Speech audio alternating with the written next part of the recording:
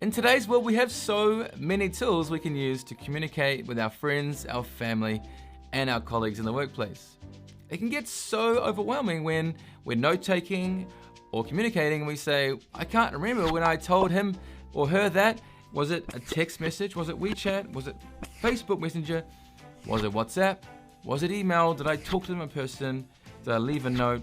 Write a message? I can't remember anymore. While it's so convenient having so many options, we need to be careful about that in the workplace especially. So in this video, I want to share why I think it's important to have a single place for communication in the workplace, but how to still do that really effectively inside of teams. So as you know, communicating effectively means using the right medium with the right person or people you're talking to, as well as the message you're trying to convey. For example, a short question or an update might be best suited in written form, whereas a large complex project may be best discussed over the phone or video. And in Microsoft Teams, we've got kind of all bases covered. So I want to show you a bit more detail in this video. By far the most used feature in Teams is its chat functionality. We have options such as one-to-one chat, one-to-many chat, or even group conversations in public places. This really depends on the type of conversation or topic at hand. So let's say there's you and 5 others in your business working on a project. It's probably best this project communication happens inside of a project channel. That way, for example, if you add a 6th person in the future, that person just scrolls up and looks at all of the chat communication.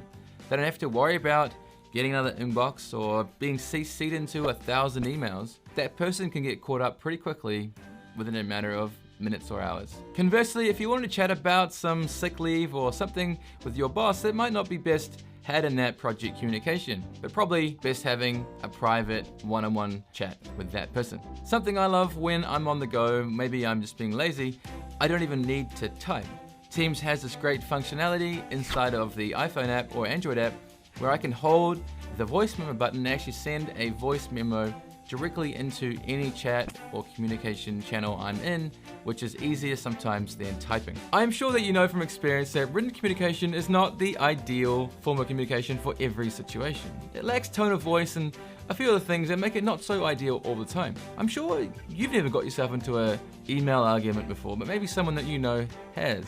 So of course we dive into calls at this point. Now, we could pick up our phone, of course, and make a phone call, and we do that all the time, but when you're trying to get hold of many people, Teams is just this amazing one-touch experience. Now, in our business, we can call 3, 5, 7, 10 people all at the same time with just one touch on the phone. And that's a super awesome experience and why I love Teams for calling. There is nothing that will replace sitting in front of someone face to face. Nothing will replace that kind of collaboration, one-on-one or Teams.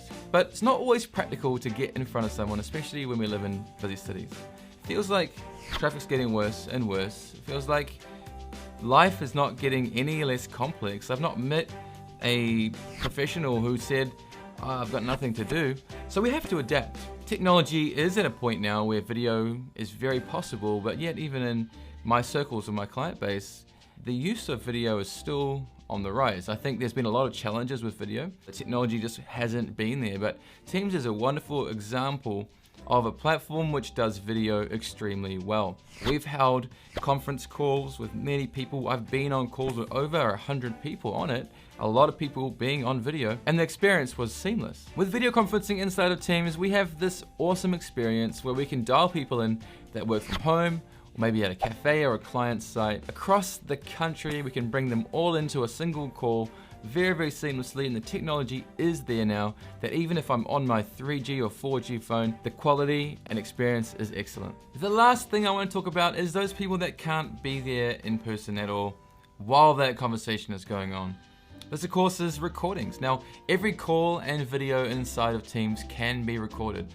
I love this feature and use it on an almost daily basis. Not everyone can make every meeting, so let's say we have a project meeting with 5 people and one person is away sick for the week. Every project meeting we can have it on that Teams platform. We can record every single call, and that recording goes into the channel or into the conversation so that when someone who has been away comes back, they can watch back those recordings, maybe at 1.5 times speed as well, just to make it a bit easier, and can even read a transcript that was automatically generated by Teams of the video.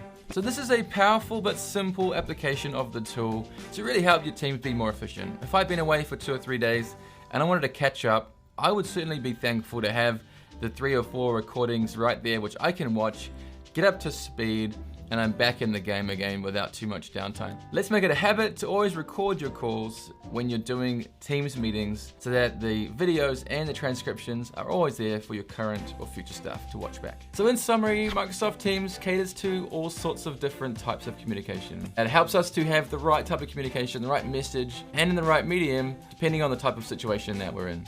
I really hope you found this video useful. Give it a like and also do comment. I really want to hear your thoughts and comments and feedback on this video series so far. I look forward to seeing you in the next video of Teams in 10 days. Bye for now.